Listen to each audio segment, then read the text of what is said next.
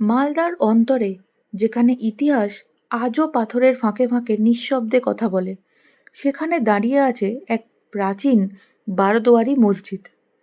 বড়সোনা মসজিদ নামেও পরিচিত এই ঐতিহাসিক স্থাপনা ১৬শ শতকে সুলতান নাসিরউদ্দিন নুসরত শাহের শাসনামলে নির্মিত হয়েছিল।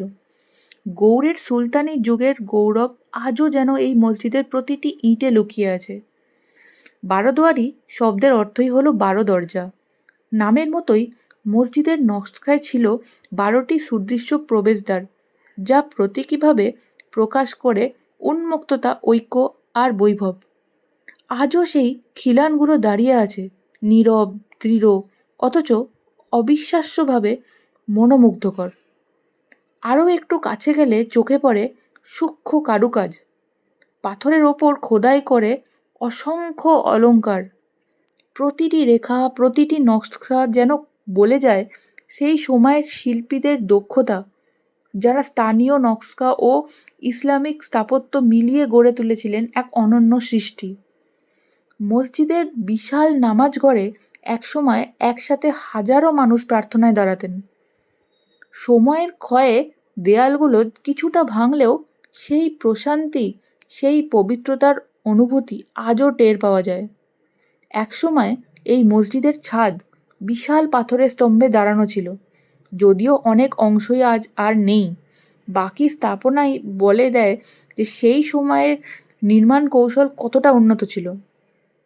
বাতাস চলাচলের ব্যবস্থা, খোলা আঙিনা, সব মিলিয়ে উষ্ণ আবহাওয়াতেও এখানে তৈরি হয় শীতল আরামদায়ক পরিবেশ। আজ এখানে যারা আসে, ভ্রমণকারী, ছাত্রছাত্রী, গবেষক বা সাধারণ পর্যটক, সবাই যেন এই স্থাপনার গল্পের অংশ হয়ে যায়। রোদের আলো যখন খিলানের ফাঁকে ফ্রেম তৈরি করে, মনে হয় ইতিহাস নিজেই ছবি তুলতে আমন্ত্রণ জানাচ্ছে। বারোদুয়ারি মসজিদ শুধু একটা স্থাপনা নয়, এটা সময়ের মধ্যে দিয়ে হাঁটার অনুভূতি। গৌড়ের হারানো জৌলুস, সুলতানি যুগের শিল্প, মানুষের বিশ্বাস, সব কিছুই এক অপূর্ব মিশ্রণ। সূর্য যখন পশ্চিমে ঢলে পড়ে, মসজিদের পাথরগুলো সোনালি আলোয় ঝলমল করে ওঠে, যেন শতাব্দী পেরোনো গল্পগুলি আবারও প্রাণ ফিরে পায়। রাজা, সুলতান, শিল্পী, পর্যটক, সকলের গল্প মিলিয়ে এই মসজিদ এক জীবন্ত ইতিহাস। তাই মালদায় এলে বারোদুয়ারি মসজিদকে শুধু দর্শন নয়, একটু থেমে দেখুন, ধীরে হাঁটুন, নকশাগুলো দেখুন, নীরবতা শুনুন। কারণ কিছু জায়গা শুধু ইতিহাস দেখায় না, ইতিহাস অনুভব করায়। এটাই বারোদুয়ারি মসজিদ, মালদার অমূল্য রত্ন। যদি আপনি আমার চ্যানেলটা নতুন থেকে থাকেন, চ্যানেলটা একটু সাবস্ক্রাইব করে দেবেন। সাবস্ক্রাইব করা একদম ফ্রি।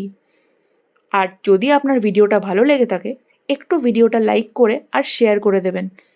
আরও বাকিদেরও আমার ভিডিওর মাধ্যম দিয়ে ভিডিওটা দেখার সুযোগ করে দিন।